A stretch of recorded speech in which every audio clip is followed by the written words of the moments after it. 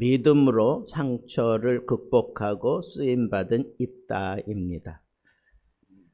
우리가 살면서 그 이름만 들으면 막 그냥 불편해서 견딜 수 없는 그런 사람들이 있습니다. 그런데 놀라운 것은 그 이름이 언젠가부터는 우리 마음 속에서 이렇게 변해진 그런 일을 겪을 때도 없잖아 있습니다. 사랑하는 성도 여러분, 히브리서 11장에 등장하는 이름들 가운데 어쩌면 가장 불편한 이름이 아닐까, 입다라고 하는 사람 말이죠. 그의 인생에는 상처가 그냥 덕지덕지 붙어 있고, 그래서 삶 자체가 그냥 막 해코지하고 복수하고 뭐 이런 거죠. 언제나 논쟁의 중심에 있었고, 그리고 그냥 찰거머리처럼 비극이 따라 붙었던 사람입니다. 그런데 놀랍게도 하나님은 그의 이름 앞에도 믿음으로라고 하는 이 영광스러운 그런 단어를 붙여 주었습니다. 왜 하나님은 이런 사람을 믿음의 사람으로 기록했을까? 궁금하지 않을 수가 없습니다. 입다는 기생의 아들로 태어납니다. 그 당시의 기생은 그냥 철저하게 그냥 몸을 팔아서 생계를 유지하는 그런 사람입니다. 그러니까 입다는 태어나서 사는 동안에 그냥 늘 그 상처를 안고 살았던 겁니다. 그리고 형제들에게 쫓겨나요. 이건 단순한 가정 문제가 아닙니다. 입다에게는 자기 존재에 대한 거절이었습니다. 너는 우리와 달라. 너는 여기 속하지 않아. 여러분, 이런 상처는 사람을 두 가지로 만들어요. 무너진 사람, 아니면 과도하게 자기를 증명하려고 하는 사람. 근데 입다는 두 번째 길을 선택합니다. 나는 반드시 인정받겠다 하는 거죠. 그만큼 상처가 그 인생 깊게 파고들어 있는 것을 볼 수가 있습니다.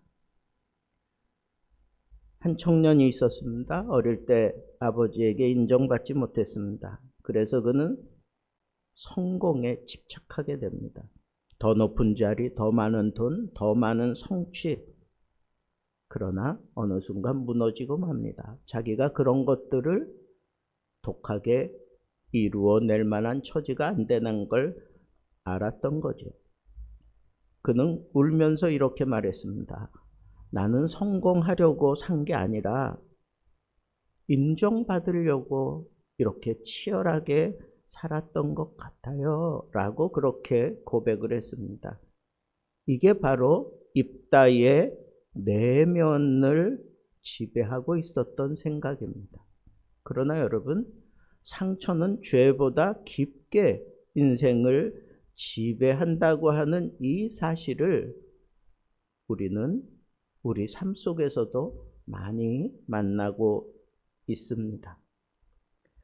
그런데 하나님께서는 참 놀랍게도 그 상처 입은 자를 쓰시기를 좋아하십니다. 입다를 쫓아낸 장로들이 그를 다시 찾아옵니다. 뭐라 그러느냐 하면 우리의 지도자가 되어달라. 입다가 훌륭해서, 인격이 훌륭해서 그리고 지략이 뛰어나서 그를 찾아온 게 아니에요. 그보다는 적이 쳐들어왔을 때 다 똑똑한 척하고 다 인품이 훌륭한 척하지만 정작 나가서 싸워야 되는 용기를 낼 수 있는 사람이 없었기에 민족의 장로들이 찾아와서 우리의 지도자가 되어달라라고 얘기를 합니다. 이것은 입다를 인정하기 위해서가 아니에요. 입다를 정말 훌륭한 사람이라고 생각해서가 아닙니다. 어쩌면 총알바지가 되어달라고 하는 그런 요청인 것을 우리는 쉽게 생각할 수 있습니다.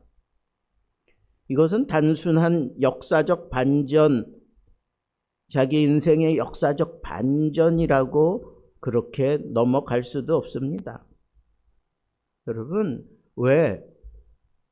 알거든요, 그 사람들의 속내를. 그래서 처음에는 거부합니다. 나를 쫓아낼 때는 언제고 이제 나를 찾아오느냐, 뭐 이런 식으로 거절을 합니다. 그런데 이렇게 장로들이 입다를 찾아온 것은 하나님의 선택이에요. 하나님께서 찾아오신 겁니다. 상처 있고 움츠러들어 있고 가시가 많이 돋아 있는 그 사람을 하나님이 선택한 겁니다. 우리는 이 사실이 복음이라고 생각할 수 있어야 돼요. 하나님이 찾는 사람은 완벽한 사람이 아니라 어쩌면 준비된 사람, 그 사람만 쓰는 것이 아니라 버려진 사람, 상처 있고 그냥 가시투성인 그 사람을 하나님이 부르시고 하나님이 쓰신다라고 하는 겁니다. 그런데 문제는 상처가 치유되지 않은 채 쓰임 받았다는 거예요. 그래서 항상 이 입다에게는 위험이 도사리고 있었던 겁니다. 그래서 그는 하나님께 나아갑니다. 그리고 전쟁을 앞두고 소원을 해요. 승리하면 내가 드리겠다는 거죠.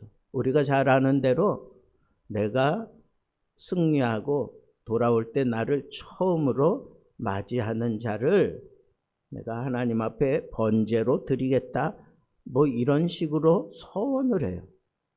그게 사람이든 아니면 어떤 동물이든 가리지 않고 무조건 하나님 앞에 그렇게 드리겠다. 잘못된, 삐뚤어진 잘못된 그런 의식을 가지고 있었던 사람입니다. 믿음이 아니에요. 이건 하나님 앞에 거래한 겁니다.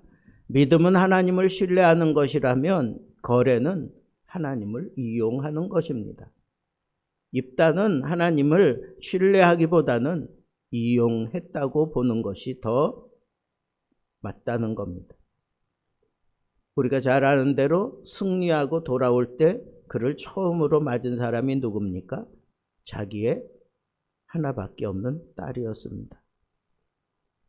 그래서 그를 실제로 각을 뜨고 그래서 하나님 앞에 피치해 드렸다라고 보는 학자들도 있지만 그보다는 처녀를 하나님 앞에 온전히 드렸다라고 하는 것은 그가 평생 처녀로 살았다라고 보는 것을 학자들은 더 좋아합니다. 중요한 결론이 아닙니다. 더 중요한 건 왜 이런 일이 벌어졌는가 하는 것을 우리가 들여다봐야 한다는 거예요. 사람이 승리하고 모든 사람들이 인정해 줄 만큼 그렇게 당당한 그런 업적을 많이 남기는 사람들, 그 사람들은 참 위험 부담을 많이 안고 있습니다. 상처가 있고 열심을 내도 왜곡돼서 그 열심을 내고 있는 것을 우리가 보게 됩니다. 하나님에 대해서 제대로 알지 못하고 오해한 그런 입다는 하나님을 알고 하나님을 믿기는 믿어도 정확히 이해하고 정확히 받아들이지 못하고 오히려 하나님을 신뢰하기보다는 이용하려고 하는, 그래서 잘못된 열심을 거침없이 막 쏟아내는 그런 사람인 것을 우리가 여기서 직시해야 한다는 것입니다. 자, 그럼에도 불구하고 왜 하나님은 그를 부르셨을까? 더군다나 믿음의 영웅의 자리에 그를 앉혀주셨을까 하는 겁니다. 이게 오늘 본문의 핵심입니다. 왜 입다는 히브리서 11장에 있는가? 믿음의 영웅들이라고 하는 사람들, 그런 영웅적인 그런 입지를 굳힌 사람들만 여기에 다 올라가고 있는데, 어떻게 입다가 단순히 민족적인 싸움에서 승리를 거둔 그 사건 때문에 믿음이라고 하는 그 영역에서 영웅으로 그를 추앙할 수 있을까? 대답은 이겁니다. 그의 인생의 방향, 상처 속에서도, 혼란 속에서도, 부족함 속에서도 입다가 하나님께 나아갔다는 거예요.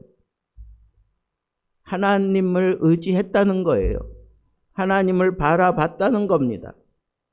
하나님은 어떤 믿음을 원하시는가? 완벽한 믿음을 원하는 게 아니에요.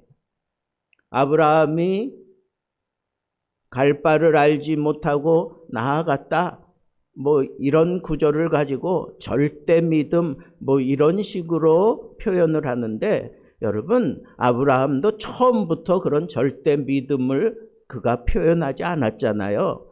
그렇게 하나님과 함께 하면서 하나님이 또 그를 다스려 가면서 그렇게 다듬어 놓으셨기 때문에 그가 갈 바를 알지 못할지라도 하나님의 말씀을 붙들고 갔던 것 아닙니까?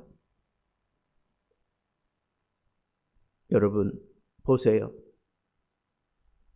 입다가 이렇게 어수룩하고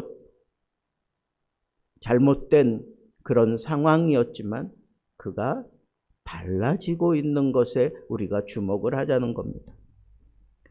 잘못된 열심에서 돌아서는 그런 사람들을 주목해야 된다는 겁니다. 한 사람이 하나님을 위해 헌신한다고 생각했습니다. 그러나 그는 가족을 무시하고 사람에게 상처를 주고 자신을 막 심각한 상황으로 몰아붙였습니다. 그러다가 결국은 무너지고 맙니다.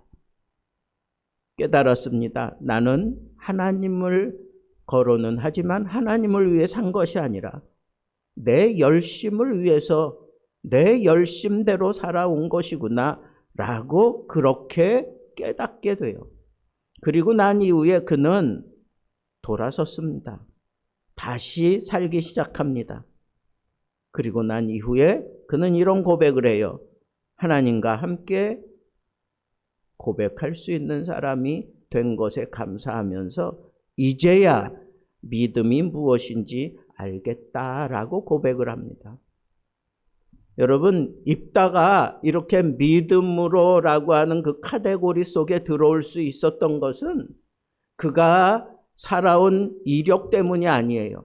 그가 가지고 있었던 여러 가지 많은 상처들과 아픔과 그리고 입에 담지 못할 그런 잘못된 일들이 줄줄이 사탕처럼 엮여지고 있지만, 그보다 모든 사람들이 그를 판단하는 잣대를 어떤 걸 가지고 봐야 하느냐 하는 것을 우리에게 가르치는 겁니다.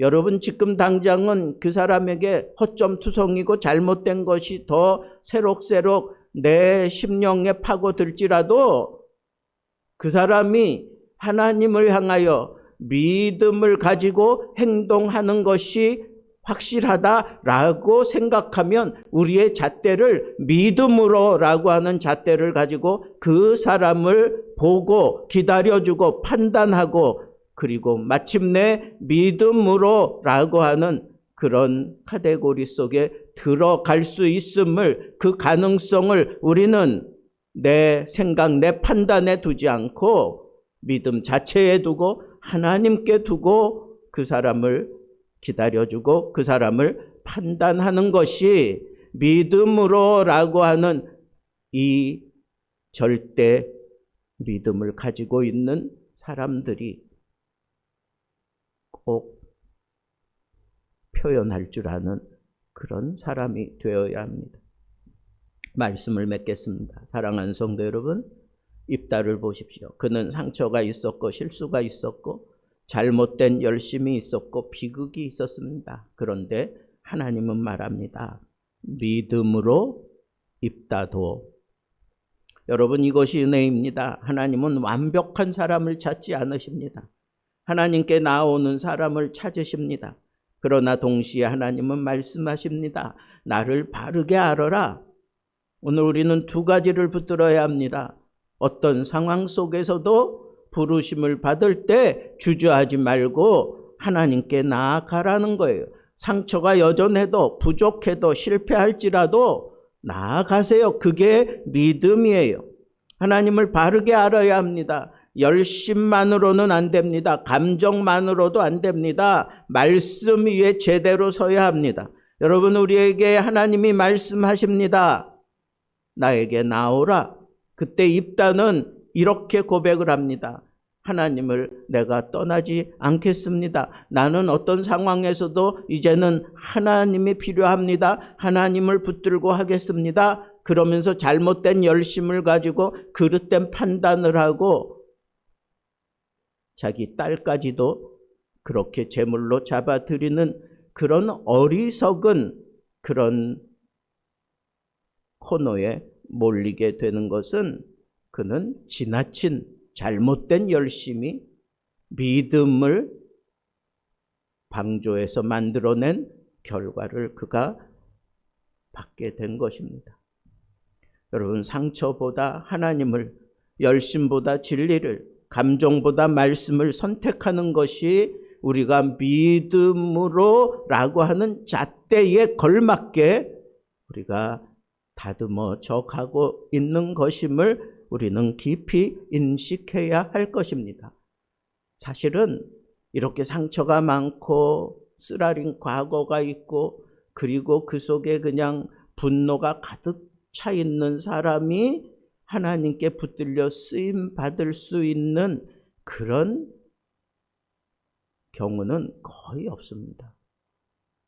그 상태도라면 아무리 내 인생이 확 뒤집어진다고 할지라도 그걸 선택하고 그렇게 들어와서 기꺼이 그렇게 믿음으로라고 하는 가택고리 속에 자기를 가둬두고 그렇게 하려고 하는 용기도 없고 그럴 만한 그런 판단과 생각도 없습니다. 그런데 입다의 훌륭한 점은 바로 그겁니다. 믿음으로라고 하는 이 카테고리 속에 그는 무작정 뛰어들었어요. 하나님 앞에 그냥 무작정 나아간 겁니다. 그러면서 그의 열심을 하나님을 위한 것처럼 했지만 그게 잘못된 것이라고 하는 것이 판명 나는 겁니다. 그러면서 그 대가를 치러 가면서 결국은 입다도 이 믿음으로라고 하는 그런 카테고리 속에 제대로 들어올 수 있게 된 것입니다. 그래서 우리가 지금 가지고 있는 이 현실을 마치 믿음으로라고 하는 그 잣대에 맞추어 놓고 판단해서는 안 됩니다. 하나님이 나를 부르신다 그러면 그냥 부족할지라도 여전히 가시가 가득한 상처가 있을지라도 하나님께 그냥 나아가는 겁니다. 그리고 그 속에서 잘못된 열심이 끌어오를지라도 그냥 하나님께 맡기고 그냥 나아가 보는 겁니다. 그러면서 달라집니다. 그러면서 변화됩니다. 그러면서 나에게 꼭 필요한 승리를 하나님이 일구게 하십니다. 그러면서 이 믿음으로 살아갈 수 있는 그 영역이 넓어지게 하시고 마침내 하나님이 원하시고 하나님이 기대하는 그 믿음으로라고 하는 잣대에 맞추어서 키를 재가면서 성숙해가는 사람이면 그거면 족하다는 겁니다. 믿음에 대해서 그거면 족하다는 겁니다. 오늘 우리는 입다를 통해서 나 같은 사람도 입다와 다를 바 없는 나 같은 사람도 얼마든지 믿음으로 살아갈 수 있는 그런 길이 열려 있다고 하는 이 사실을 붙들고 오늘 하루도 하나님의 음성에 귀를 기울이고 하나님이 나의 이 부족한 부분, 이 연약한 부분을 하나님이 다 싸잡아 안으시며 나를 쓰시기 원하신다. 나에게서 믿음으로 행동하는 모습을 보기 원하신다라고 하는 이 믿음을 가지고 이 하루도 승리하시고 천국 가는 그날까지 끝까지 정진할 수 있는 믿음의 사람들 되기를 주님의 이름으로 축복합니다.